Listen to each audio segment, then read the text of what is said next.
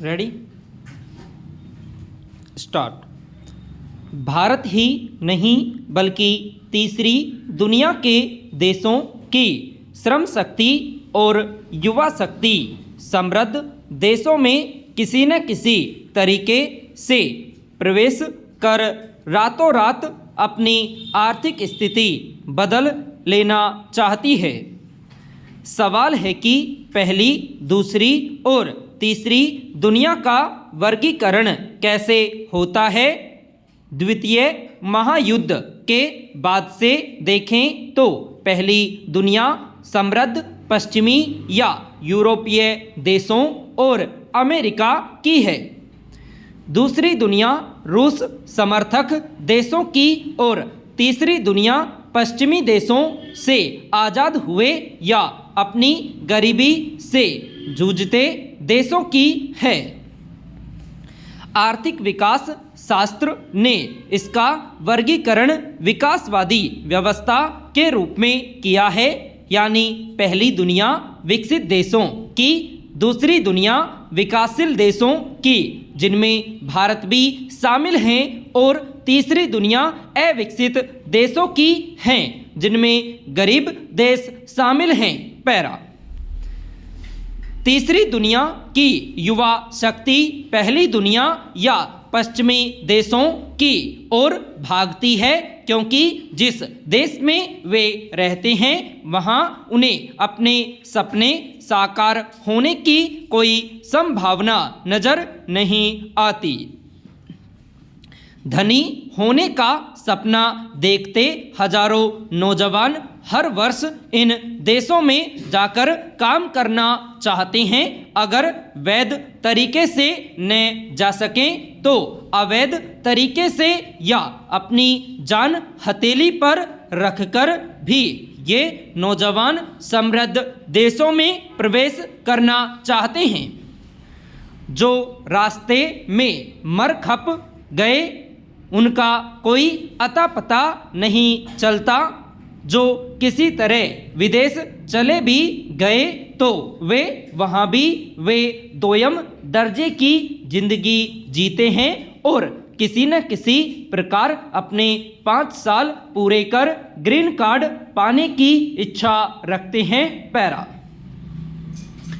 जब से Donald Trump ने अमेरिका की सत्ता संभाली है तब से न केवल अमेरिका बल्कि उसके साथी अमीर देश कनाडा, ब्रिटेन और ऑस्ट्रेलिया आदि भी अप्रवासी नागरिकों को खास तौर से उन 19 देशों के नागरिकों जिनके बारे में ट्रंप ने सूची जारी की है और यह कहा है कि उनके देश में गैरकानूनी घटनाओं से लेकर हिंसक वारदात यही लोग करते हैं, अपनी सीमा से निष्कासित करने की कोशिश में लगे हैं। इन सभी देशों में भारतीयों की भी पर्याप्त संख्या है।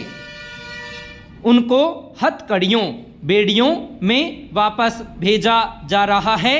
इन लोगों का स्वागत करने के लिए अमेरिका तैयार नहीं बल्कि ट्रंप देश से इनको बाहर करना चाहते हैं। यही भारतीय हैं जिनके कौशल और श्रम से अमेरिका का आधार बना है। अभी व्हाइट हाउस में अफगानिस्तान के एक शरणार्थी द्वारा की गई गोलीबारी से एक नेशनल गार्ड की मौत हो गई। इस बात से खींच कर ट्रंप ने कहा कि अमेरिका में गरीब देशों के प्रवासियों का प्रवेश बंद है। वर्तमान अप्रवासियों में से अगर किसी से सुरक्षा को खतरा लगता है तो उसे भी तुरंत उसके देश भेज दिया जाएगा। पैरा। अमेरिका की देखा देखी कनाडा ने छात्र वीज़ा पर सख्ती कर दी है। अब वीज़ा रद्द करने की दर चूंकि 75% तक पहुंच गई है, इसलिए नया प्रवेश 40% तक गिर गया। आज यहाँ 70% वीज़ा आवेदन रद्द हो रहे हैं। वर्ष 2023 में यही दर 32% थी। ब्रिटेन के छात्र अपने साथ पहले परिवार ला सकते थे, लेकिन 2025 से वीज़ा नवीनीकरण में सख्ती बरती जाने लगी। परिवार लाने पर रोक लग गई। इस तरह से कई भारतीय ब्रिटेन छोड़ने के लिए मजबूर हो गए। ऑस्ट्रेलिया ने भी इस वर्ष से नई प्रवासन नीति लागू कर दी है, जिसमें छात्र वीज़ा को कठिन बना दिया गया है। वर्ष 2024 में अगर यहाँ 96,490 प्रवासी भारतीय छात्र थे, तो इस वर्ष पहले 6 महीनों में यह संख्या कम होकर 87,600 हो गई।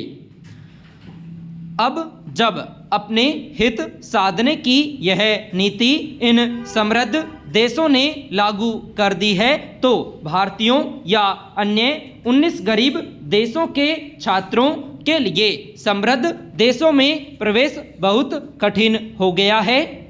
अमेरिका ने तो और भी कई नियम बना दिए, ग्रीन कार्ड देने की अवधि बढ़ा दी और इसे आसानी से न लागू करने की नीति अपनाई। इस समय इसकी प्रतीक्षा सूची में लगभग 10 लाख भारतीय हैं, मगर अमेरिका या अन्य समृद्ध देशों को यह नहीं भूलना चाहिए कि आज उनकी प्रगति और समृद्धि में इन्हीं प्रवासी नागरिकों का खून पसीना लगा है। पैरा एक राजनीतिक संदेश यूरोप, कनाडा और ऑस्ट्रेलिया सरकार को भी चला गया कि वे प्रवासियों को आने से रोकें। अगर यह श्रम शक्ति उत्पादन प्रक्रिया से बाहर हो जाती हैं, तो इन देशों की अर्थव्यवस्था पर असर पड़ सकता है। अमेरिका आज $30 ट्रिलियन की सबसे बड़ी आर्थिक महाशक्ति है और उसका 20% हिस्सा इन अप्रवासियों की मेहनत पर ही टिका है। 3 प्रकार के प्रवासी अमेरिका या समृद्ध देशों में पाए जाते हैं: भारतीय, चीनी और लैटिन अमेरिकी। गौरतलब है कि इन प्रवासी नागरिकों की श्रम शक्ति सस्ती है। आर्थिक विश्लेषक बताते हैं कि 15 अमेरिकी राज्यों की अर्थव्यवस्था अधिकतर इन्हीं श्रमिकों की दिन रात की मेहनत पर निर्भर करती है। हालांकि इन राज्यों में अमीरी के साथ साथ बंदूक संस्कृति भी पनप गई है। फिरौती मांगने का धंधा इन राज्यों में ही है, जहां 15 राज्य इन अप्रवासियों पर लगभग 40% तक निर्भर है।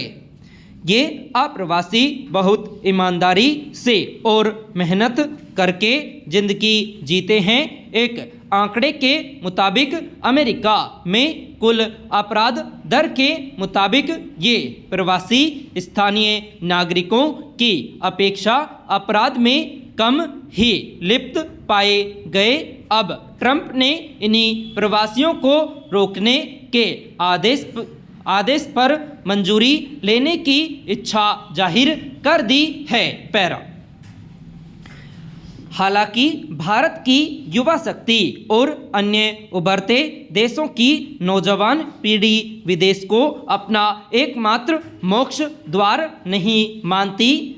तीसरी दुनिया के जिन देशों में जो जेन जी वाली पीढ़ी उभर कर आ गई है, वह अपने देश में ही यथोचित रोजगार की गरिमा से जीना चाहती है। वह इन समृद्ध देशों के रहम पर दोयम दर्जे की जिंदगी अपनाने के लिए इनका सहारा नहीं लेना चाहती।